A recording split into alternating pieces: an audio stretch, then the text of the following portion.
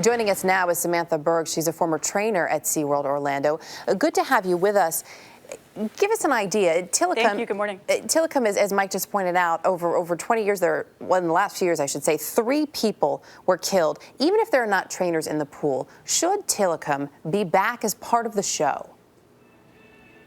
Well, here's the deal with Tilikum. He's been out of shows for about 13 months, so he's really completely out of condition. He's also been extremely stressed because he's got broken teeth and he's been on antibiotics on and off. We know he's chronically dehydrated because he's eating about 10 gallons of gelatin a day, which is about 80 pounds of gelatin, just to keep him hydrated because he's eating dead fish. And he's also just been really isolated. So, of course, putting him back in the shows would be a good thing for him. It would get him back in condition, and it would be socially stimulating for him. So from that standpoint, you know, SeaWorld does have a point that putting Tilikum back in the show would be a good thing for him and for his mental health and for his emotional health and for his physical health.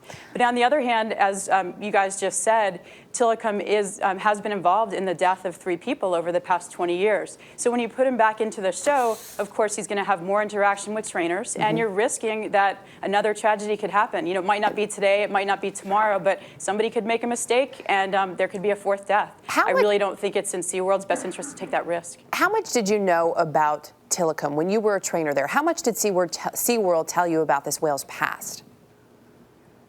Well, I was at Shamu Stadium in '92 when Tilikum arrived, and my understanding about Tilikum's involvement with Kelty Burns' death was that Kelty slipped and fell in the pool, and then the other whales actually were involved in her death, and all Tilikum did was carry Kelty's dead body around on his back, and it took 2 hours to retrieve Kelty. My understanding was actually she died of hypothermia relatively quickly. Since '92, of course, '92 is pre-internet days, so now I've done a lot of research, and what I've learned is Kelty Burns' death was actually very similar to Dawn's death in that she fell in, one of the whales grabbed her, kept her from getting back out, and then Tilikum and Haida and Nootka, the other 2 whales at sea land in the Pacific, all were involved in preventing Kelty from getting out of the water. They actively prevented her from getting out of the water, so Tilikum was actually involved in her death in a larger way than I knew about when I was working at the stadium. Do you think trainers there, in your experience as a trainer at SeaWorld Orlando, have all of the information and the protection they need from the company?